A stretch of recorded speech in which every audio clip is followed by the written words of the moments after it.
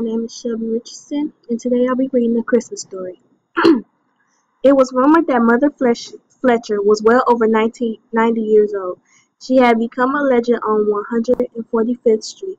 If anybody wanted to know what the neighborhood looked like in the 20s, where Jack Johnson had lived, perhaps, or where James Baldwin's father had preached, Mother Fletcher could tell you.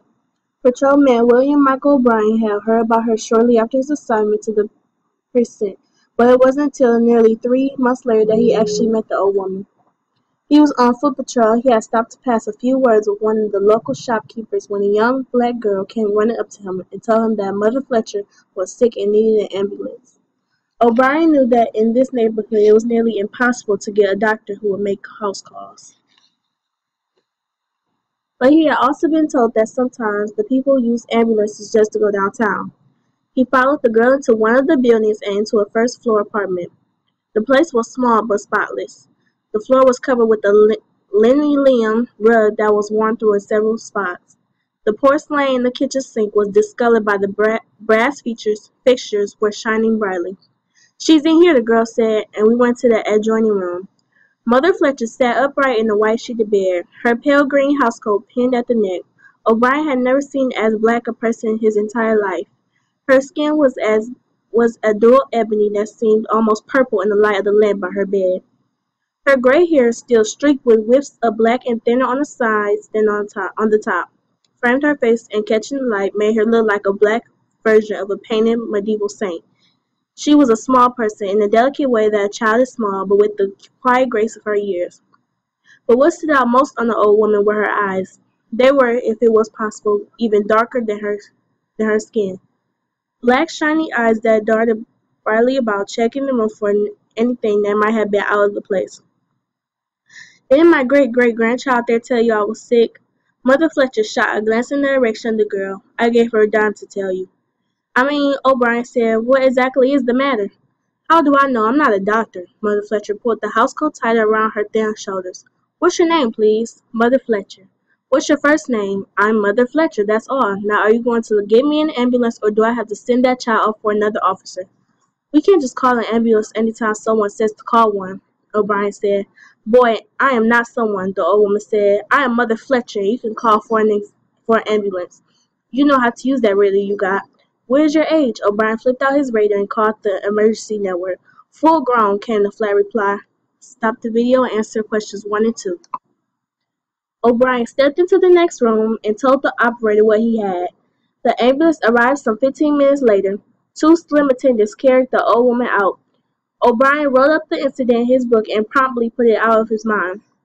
A week later, he was called to one of the precinct offices where a lieutenant and 2 patrolmen were waiting for him. "O'Brien," Lieutenant Stanton rolled a cigar from one side of his mouth to the other. "What's this I hear about you taking graft?" "I don't know what you're talking about," O'Brien answered. "Well, this package just came in from someone on your beat, and it's addressed to your shield number." The lieutenant was enjoying this. "Looks like graft got to me, O'Brien. Open it up." O'Brien looked at the charger scroll on the top of the box to Officer 4566. There was no return address. He flipped open a flimsy box and took out the contents. It was a knitted green cardigan. Instead of a brand name on the label, it simply repeated his badge number, 4566. O'Brien tried it on and was surprised to discover that it fit even his long arms. "I wonder who's it from?" "Mother Fletcher," the lieutenant said. "You do anything for her?" "Mother Fletcher? Oh, yes, the old black lady. I called an ambulance for her. No big thing." "She probably started making that sweater for you on the way to the hospital," Lieutenant Stanton said. "We had another guy here about 2 years ago that straightened out a hassle she had with her landlord. She made him a sweater, too. Then she decided that the landlord was right after all, and she made him a sweater. I guess it makes her feel good. You can put a couple of bucks in the percent fund to make up for the sweater. And don't forget to go around and thank Mother Fletcher. It's good for community PR." O'Brien got around to thanking the old woman a few days later, telling her how his wife had been jealous of such a fine sweater. 3 weeks later, another package arrived at the station house. It was a sweater for his wife. When he went over to thank Mother Fletcher for the second sweater, he was careful not to mention that he had a 6-year-old daughter. Over the next month, O'Brien learned more about Mother Fletcher from people on his beat. Some stories were a bit far-fetched, but they were all told in a way that said that people loved the old woman. She did her own shopping, always carrying the same blue cloth shopping bag, and always walk on the same side of the street to keep the bones warm. Once O'Brien met her on the corner of 147th Street and asked her how she was feeling. "I'm feeling just fine. I'm not cutting the rug," she said, "but I'm not lying on it either." Stop and answer questions 3 and 4. O'Brien talked to her now and again when he saw her on the street and started writing down everything she said, trying to piece together enough information to determine her true age. In truth, Mother Fletcher was the only one in his percent that he thought of during his off-duty hours.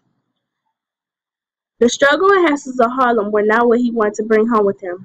It didn't take O'Brien long to subscribe to the percent motto, 8 and straight. 8 hours on the job and straight out of the neighborhood.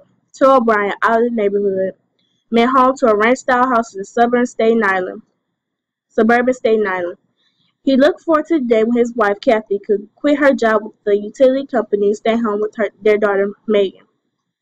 He had told Kathy about Mother Fletcher, and they had gone over his notes in the evenings trying to figure her age. Beyond this, O'Brien was careful to keep his job apart from his family. At least he was until just before Christmas. "Hi, honey," Bill called out as he ducked in from the light snow. "Dinner's almost ready," Kathy answered as she came from the kitchen. "Did you ask Mother Fletcher if she remembered when Woodrow Wilson was elected president?" "Yep." "Well, what did she say?" Kathy wrapped her hands on her apron. "She said she remembered it." "Did she remember how old she was then?" "Nope, unless you can figure out how old about half-grown is," Bill said. He tousled his daughter's hair and sat on the couch. "What else did she say?" Kathy folded one leg under herself and sat on it. "Not much. I think she knows that I'm trying to figure out her age, and she's playing with me." Bill glanced toward the kitchen and sniffed the air. "Is that roast beef?" "Chicken," Kathy answered. "So that's all she said today?" "No," she complained about how loud the teenagers played their radios. "And oh yes, she invited us to Christmas dinner." "Who invited us to dinner?" Megan looked up from her book. "A lady Daddy knows in Harlem, sweetheart." "Can we take presents over?" "We won't be going over," Bill said. "Why, Daddy?" "We have other plans. We're going to—" "What are we doing for Christmas, Kathy?" "Nothing." "Then we can go," Megan said.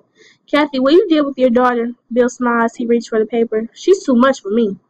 "No, I won't," Kathy got up. "I'm going to start serving dinner, and Megan has a right to ask a question." "Hey, let's not make an issue of this," Bill said. "She just asked for a simple explanation, Bill." Kathy was annoyed. "The lady is a little different, that's all." Bill spoke to his daughter.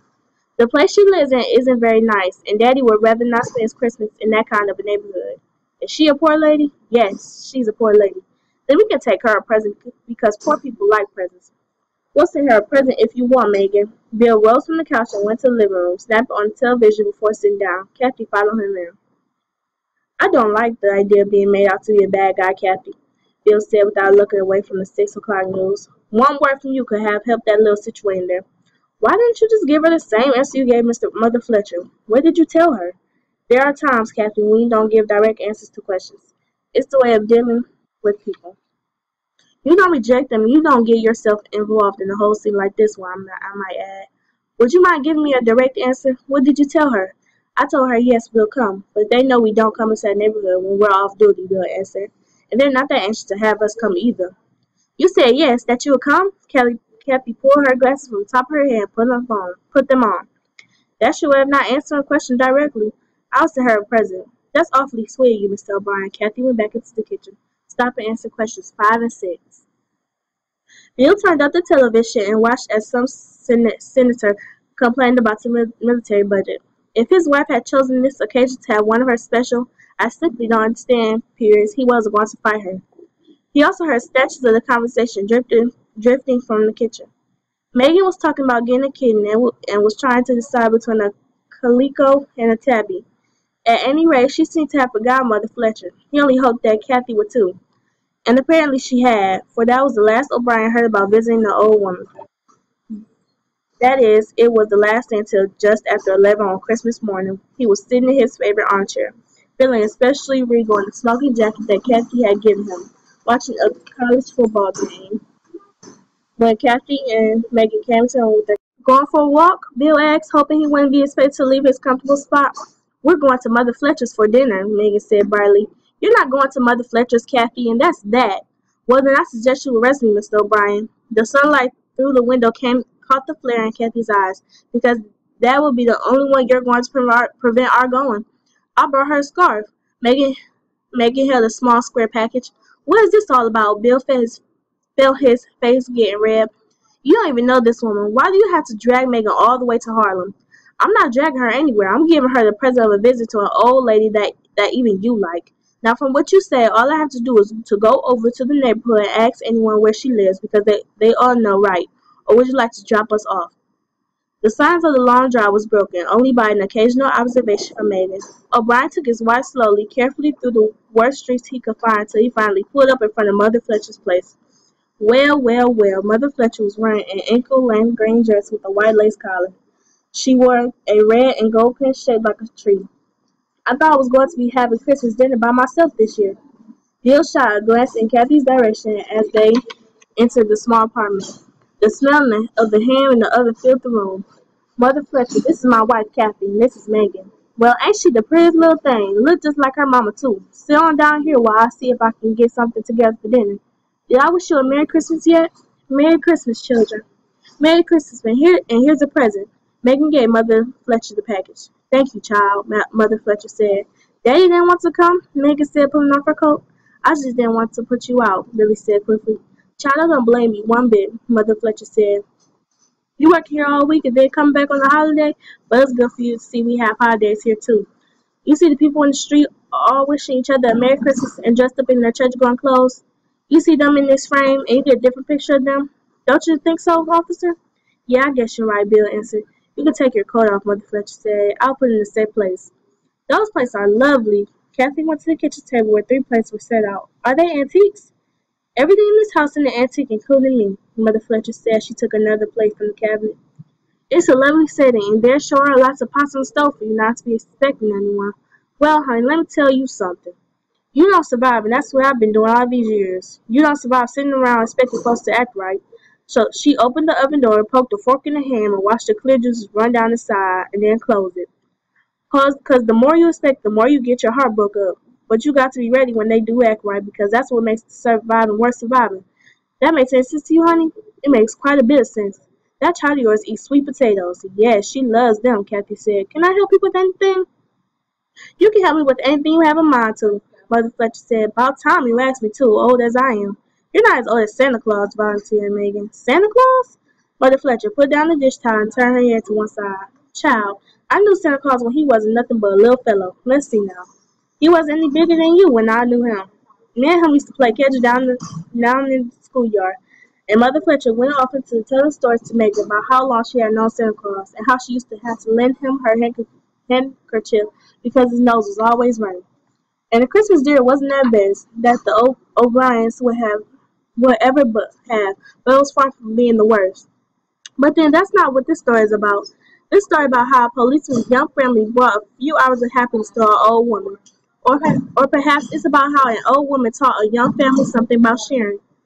Or maybe, just maybe, it is about how a 6-year-old girl fought the only person in the world who played catch with Santa Claus when he was a little boy, even though she was a lot older than he was. And that's the end of the story.